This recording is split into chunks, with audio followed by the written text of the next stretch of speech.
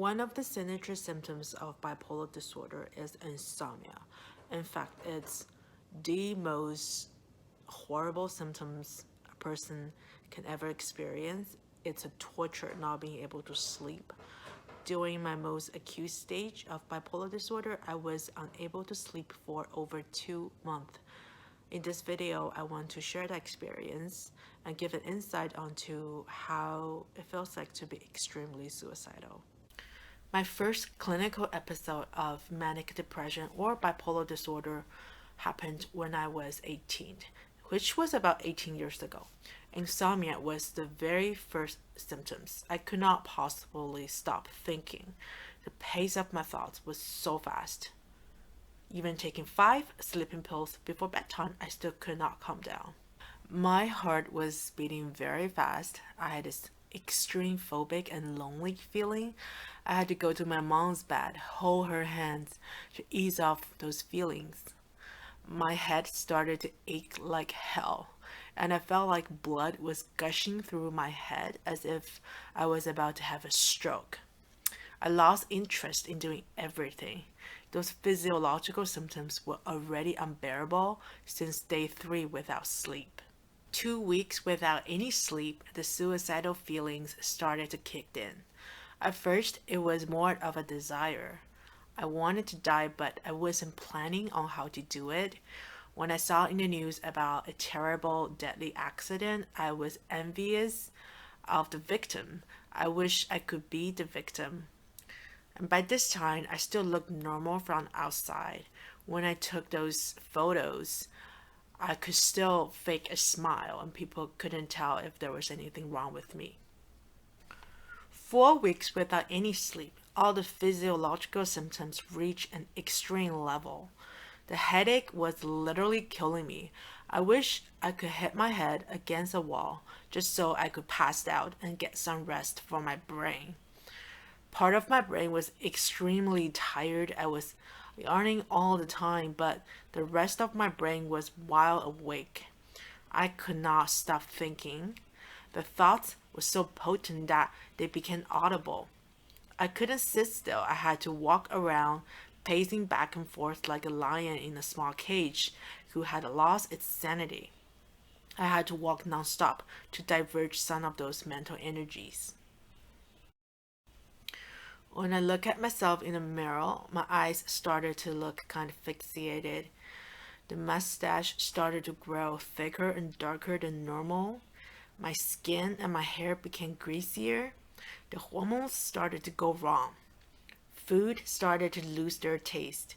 I couldn't feel hungry or thirsty anymore. It was a complete debilitation of my brain. By this time, people could obviously tell that something was wrong with me, especially when I stopped just caring about my appearance by not wearing makeup and contact lenses. I simply gave up on myself. The suicide desires became actions. Every car that drove towards me, I had this impulse of jumping in front of it. I also thought about jumping in front of a subway train or jumping off our 8th floor balcony. But at the very bottom of my heart, I knew that I was still afraid of death, especially the torture before death. Because fearing of death is a human nature. At that point, I was still a human. I wanted to die, but I wanted to go in a painless manner.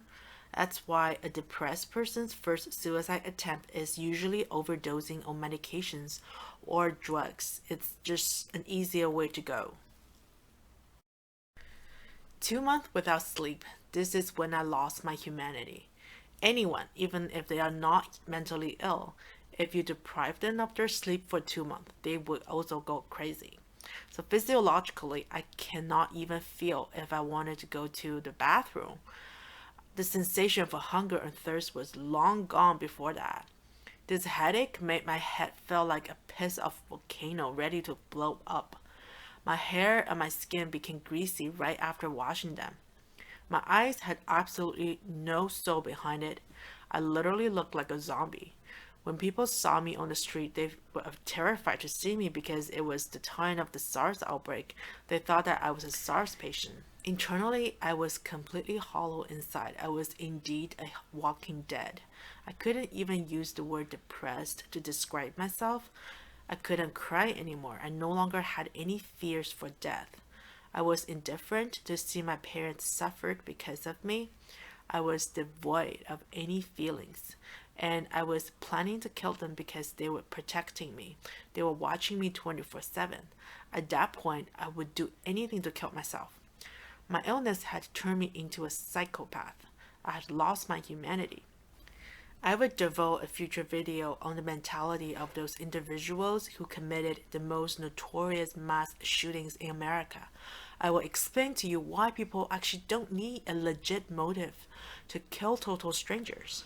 Prior to my depression, I used to judge people who resorted to suicide. I thought that they were cowards.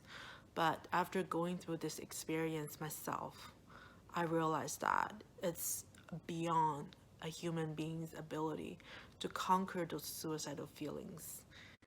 Besides making this video for people who don't know how depression feels like, I also want to encourage people who are going through depression and who are going through insomnia right now.